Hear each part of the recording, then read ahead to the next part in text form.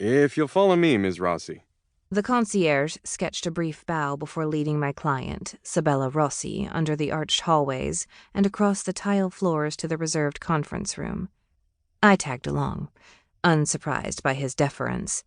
After serving as Sabella's driver and part-time bodyguard for the last couple of weeks, I'd grown familiar with the hushed reverence she generated.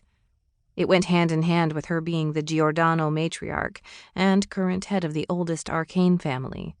She fit our surroundings at this luxury hotel, her timeless beauty and grace underscoring the old-world elegance and architecture. Even I had to admit the woman and the scenery were worth a second and probably even a third look. The concierge stopped by a double set of wooden doors inlaid with wrought iron. He pulled open the one on the left and inclined his head as Sabella swept past. He waited until I cleared the threshold before letting go of the heavy door. It shut on a near-silent rush of cool, scented air with a barely discernible click. On the heels of that soft noise, my skin prickled in visceral warning of activated magic. Thanks to my recent study of magical signatures, I recognized it as a warding spell, probably meant to ensure that what happened in this room stayed in this room. And what a room it was. Tall, arched windows peered into a meticulously kept inner courtyard and let in the bright summer light. Strategically placed potted greenery added color to the swath of cream-colored walls and marble floors. Intimate seating areas were scattered along the room's edges, the plush chairs angled around low side tables. An unlit stone fireplace dominated the room's far end, and a table of burnished wood sat directly under a wrought iron chandelier with faux candles suspended from the intersecting Gothic arches. As we crossed the floor, an imposing man near the table's head rose from his high-backed chair and met us halfway. A welcoming smile broke through the austere lines of his face and warmed the depths of his sharp gaze. Sabella, thank you for coming. Sabella reached the head of the Cordova family.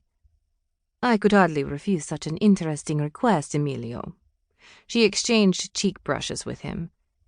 My heart dropped with an unsettling mix of dread and anticipation when I heard the man's name.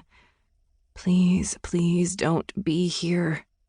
I sent my frantic wish toward whoever might be listening and did my best to check out the rest of the room without being obvious about it. As Emilio guided Sabella back toward the table, I swore I could hear the sound of that divine being up there laughing their ass off at my expense. My gaze stalled on the dark-haired, infuriating man standing off to the side, half hidden by a wooden screen that subtly obscured a table covered in refreshments. His gaze met mine, and the polite mask he wore didn't falter. As if the kiss we'd shared 3 weeks and 2 days earlier had never happened. Not that I was counting. A heartbeat passed, then 2 as I stubbornly held Zev Aslanov's stare. It wasn't as easy as it sounded. Zev was the arbiter of the Cordova family, and that title generally sent most people scurrying for cover. I, of course, was not most people. Nope. I was pissed. So even as my pulse skittered and my temper went from a simmer to a burn, I tucked my messy drama behind a coolly dismissive blink. His lips curled the tiniest bit, and despite the distance between us, I caught a smug glint in his eyes.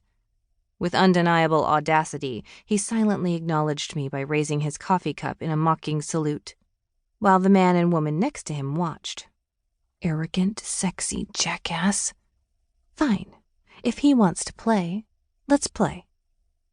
Returning Zev's smirk with one of my own, I added a head tilt and shifted my focus to the pair standing with him.